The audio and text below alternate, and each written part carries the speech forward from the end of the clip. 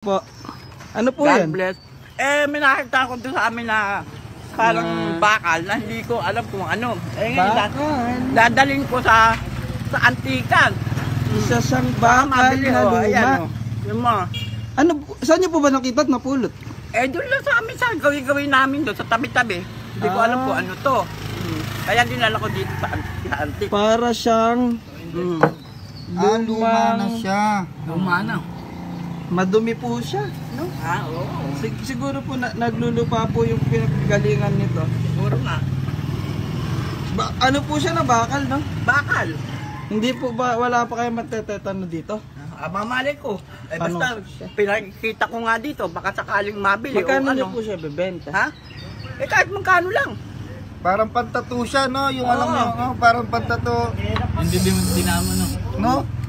Kahit magkano lang, tapulot ko lang naman eh. Magkano daw? 5 piso. Ay, dala 4 kilo. Parang ano, kulang pa po yun sa pambili niyo ng kape, no? Iya mo na. Kesa sa ano. Oh, pero tanungin natin, malay nyo po, may Oo. mas malaki mabenta yan. sige. Oo. Kahit pa paano, yung 5 piso. Ay, ano na tanong mo? Bago mo na expert. Si Boss Christian. Ha? Boss Christian. Ay, boss Christian! Oy, Yan! ano natin? Isang, Ano ba to? Ano na to? sige. Banta to. Ano ba yan? Isang Parang lumang pantato siya. bakal na may kalawang na may bakal na madumi at nakakatetano ang kanyang bakterya. Pwede siguro sa akin to sa ano to? Sa ano ko? Alboranes. Uy, ito, napakaganda na ito. Isa siyang medical syringe. Medical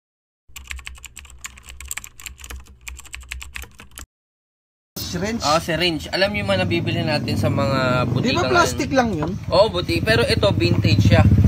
Isang vintage medical syringe to. Alam ko Dutch to eh. Tingnan natin kung may mga. dating hospital po ba yung bahay niyo? Hindi naman. Ay, hindi. Yan Oh, lang. may doktor po siguro na Nurse, may nurse on doktor dun sa dating nakatira sa bahay niyo Ay siguro. siguro nga. Nung araw pa siguro. Oo, yan. Mga doktor po ganun. Di ba yung panganay mong anak, di? Parang ikaw yung nasa kanto, yung magandang babae na doktor yung anak. Oo. Doktor pala yun. Nuno niya na ba, doktor? Pero ano pa siya ngayon? Ganyan pa rin yung gamit ba ngayon sa ospital? Hindi na. Kumbaga, modern na kasi nagiging gamit natin ngayon. Tinan mo, hindi katulad nito yung mga lumang Paano bang gamitin niya, pre? Assemble pa siya, no? Parang pantato siya, no? Oo, parang pantato. So ano yan? So ito, kailangan mo siyang i-sprayan ng WD-40 pero maganda pa naman yung logo. Wala pa siyang, kumpleto pa siya ng ano. Kompleto no? pa, kompleto pa. Hindi Kumbaga, siya kulang. ito sa may pinaka-pump niya na lang yung yung pinaka-issue eh. So yung ganyan, anong year nag-originate yan? Siguro to mga mga 1950s. 1950s. Kayo po, anong year po kayo Kasi ako naman dito, hindi mo ako taga rito. Taga saan? Taga Paranaque ko. Ah. Ngayon, napangasawa ko taga rito. Ano po ang apelyido? Pinlak. Mga pinlock. Yung pinlak. Napakadami pong pinlock doon sa Sulipan Yun nga, mga kamag-anak ko yun. Okay. Shoutout nyo muna po yung mga taga Los Baños. Yung ate uring. Shoutout nyo po yung mga taga Los Baños. Oo. Ayun.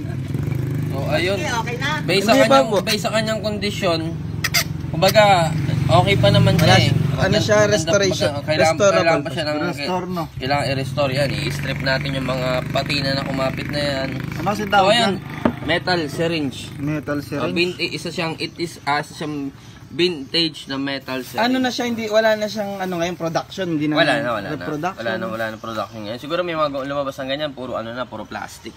1950s po. Kailan po kayo birthday niyo? Pinanganak. Kailan po kayo pinanganak? Ako? 1952. February 12, 1952. 1952. Siguro 2 years old pa lang po kayo Siguro. nang dumating sa inyo to. Makikita mo kalawang So ayun, ang market value niyan siguro sa ngayon pwede siya sa sa 1,000. 5 piso nyo po.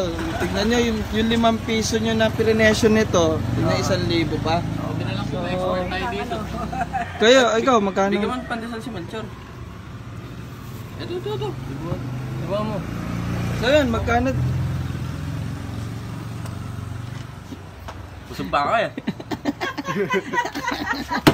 Lapilitan. Ano ba yung tanso? Tanso ba yun?